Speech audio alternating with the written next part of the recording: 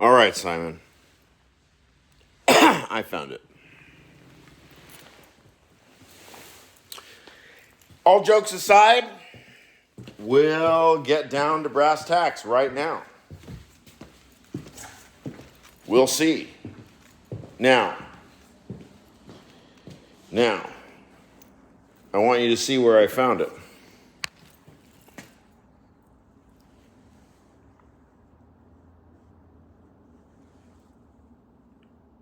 Yeah, right there. Right next to The Symbolism of Evil and the Sophist by Heidegger. Okay. Now, dear Simon,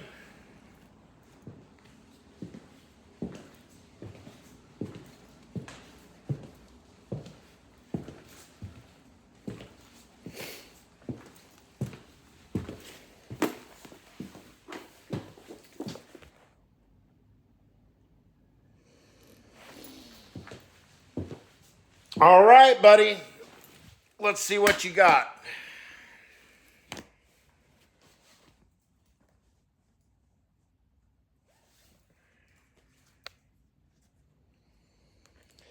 Let's see what you got, Mr. NPR. Interesting artwork too.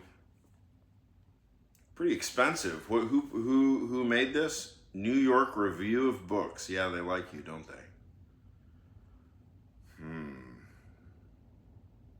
Critchley is an international treasure.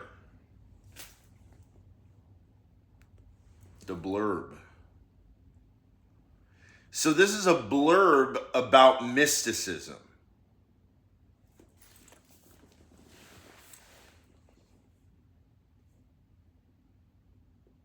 Simon, you're blurbing your mysticism, huh?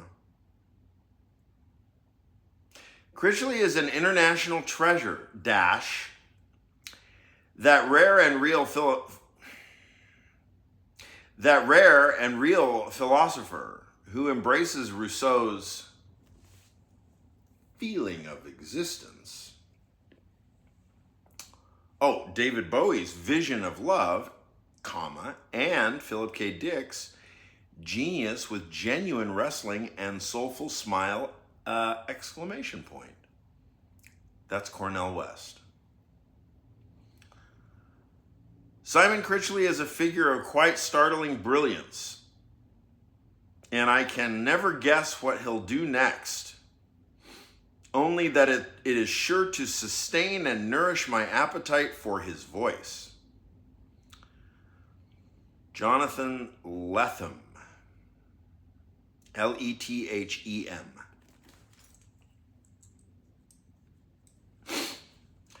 So let's see what Simon wrote for the back of his own book.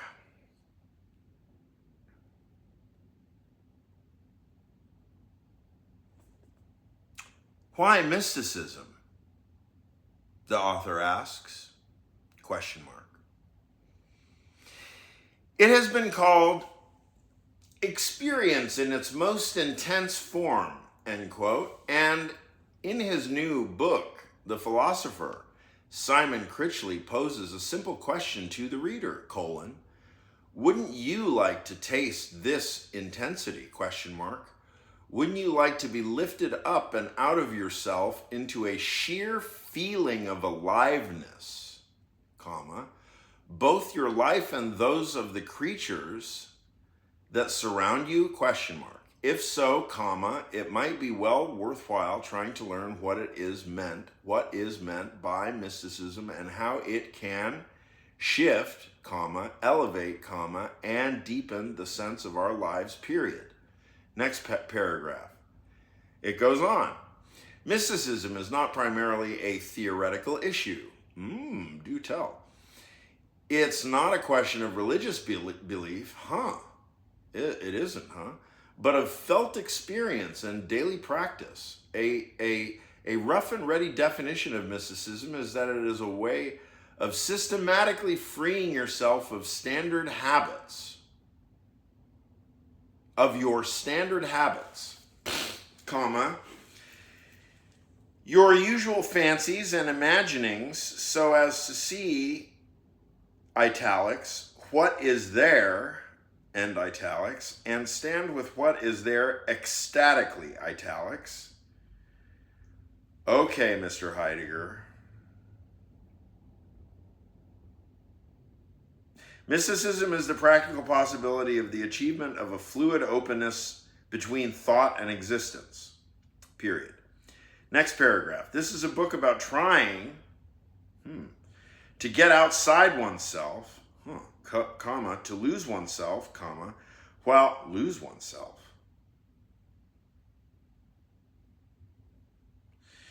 While knowing that the self is not something that can ever be fully lost, period. It is also a book about Julian of Norwich, surprise, surprise, comma, Anne Carson, comma, Annie Dillard, T.S. Eliot, comma, and Nick Cave, period. It shows how listening to music, can be secular worship. It is a book full of learning, puzzlement, pleasure, and wonder. I forgot the commas. It opens the door to mysticism, not as something unworldly and unimaginable, but as a way of life.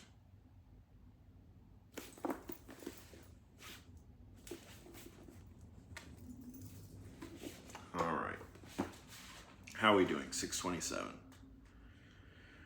Oh, is that Julian of Norwich? I'll take a guess.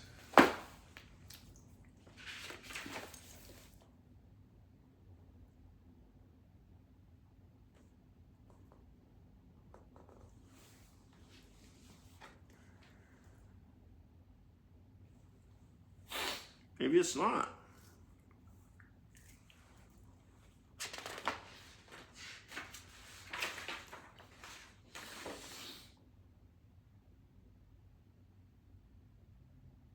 Interesting shoes.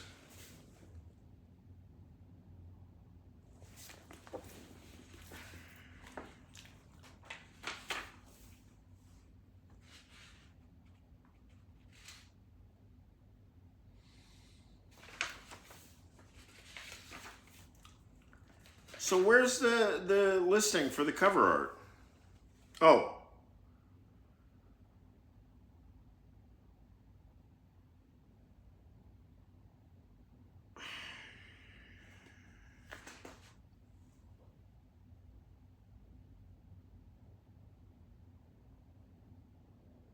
Simon Critchley has written more than 20 books, comma, including studies of Greek tragedy, comma, David Bowie, comma, football, comma, suicide, comma, Shakespeare, comma, How Philosophers Die, comma, and a novella, period. He is the Hans Jonas Professor of Philosophy, all capitalized, whatever, capital case, title case, at the New School for Social Research in New York, and a director of the Onassis Foundation. Oh, really? As co-editor of The Stone at the New York Times, Critchley showed that philosophy plays a vital role in the public realm.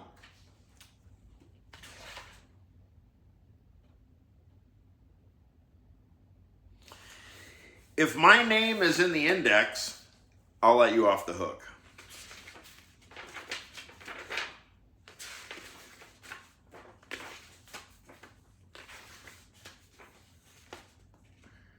Let's see, Fergatti's. Female evangelists, Farrar, Flowing Light of the Godhead, Football is Ritual, nope, female, and then Far Near, nope, I'm not in here. You could have cited my work, just ask me, just cite it as unpublished. I gave you such a shit ton of stuff.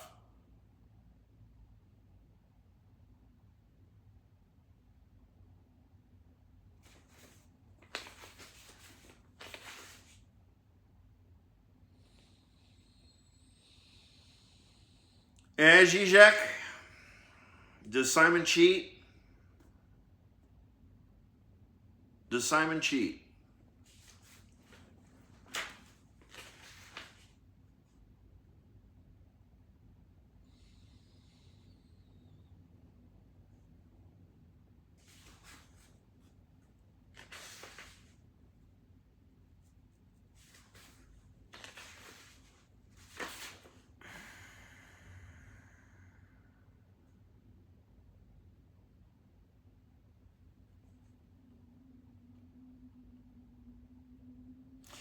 Emil Durkheim, The Elementary Forms of Religious Life.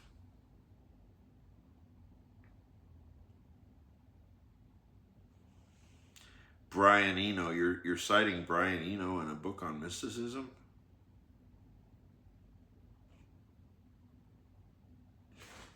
Oh, you're citing your own stuff. Simon Critchley, The Problem with Levinas. Oxford University Press.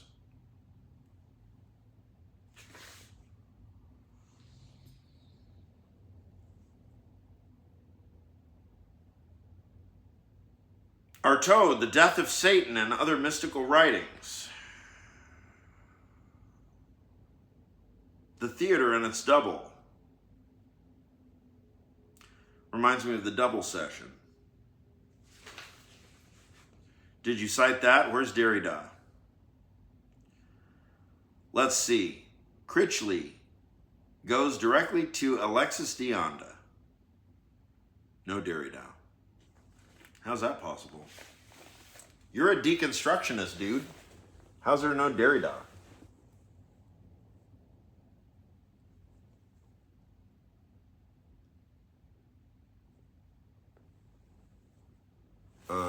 Did I get it? Yeah. Critchley and then Alexis de Anda. Okay, so no Derrida. Right?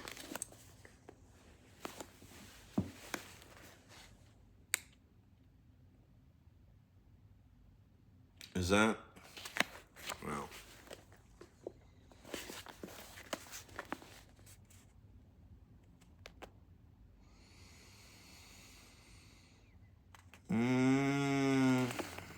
Oh yeah, that's better. Yeah, there it is. Critchley, Simon, and then yeah, D-I. I mean, it would be C and then D-E and then D-I. No Derrida.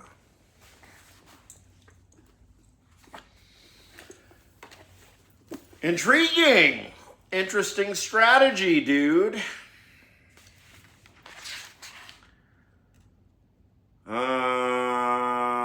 Let's see. Images.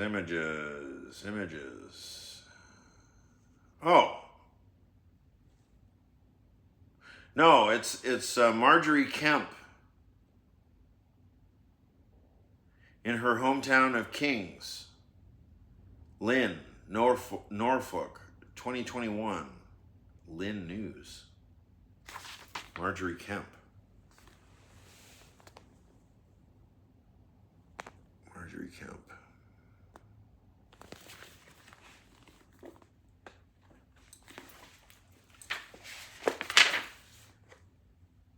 See, Simon?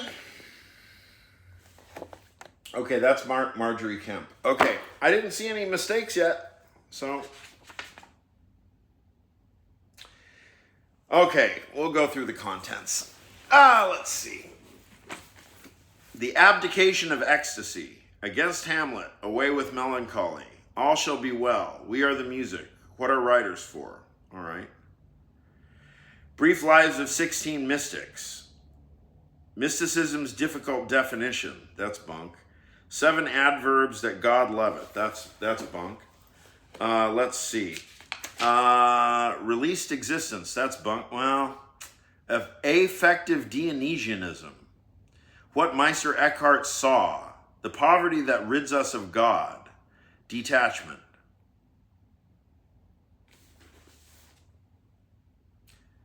So what is this, the Gelasenheit section, I guess? Well, 89. Let's see.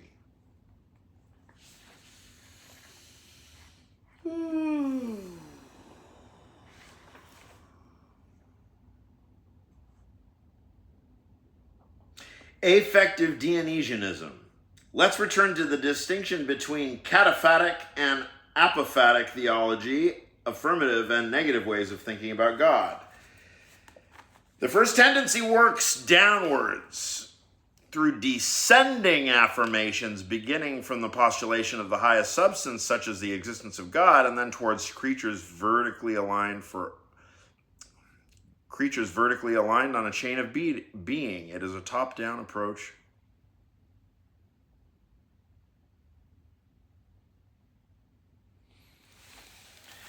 that allows for,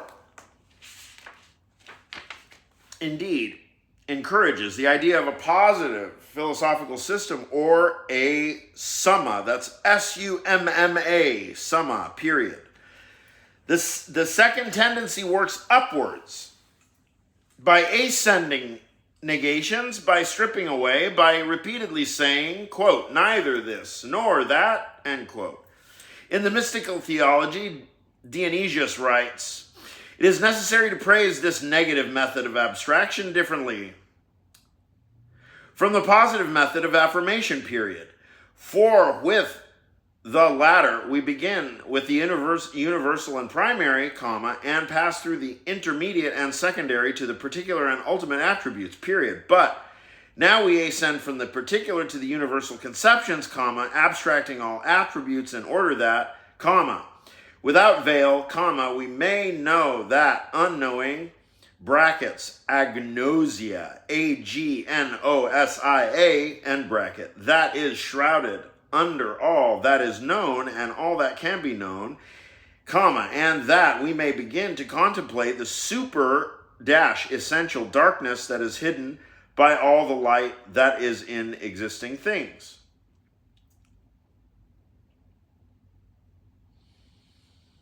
Dionysius, pseudo-Dionysius, of course.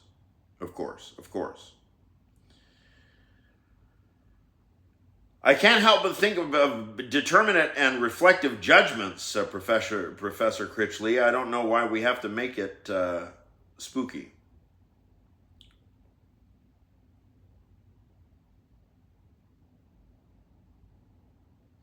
Ascend from particular to universal, abstracting all attributes, in order that, without veil, we won't blah, blah, blah. So where's the bit on critique of judgment? You're not bringing in the critique of judgment there? You want to make it spooky?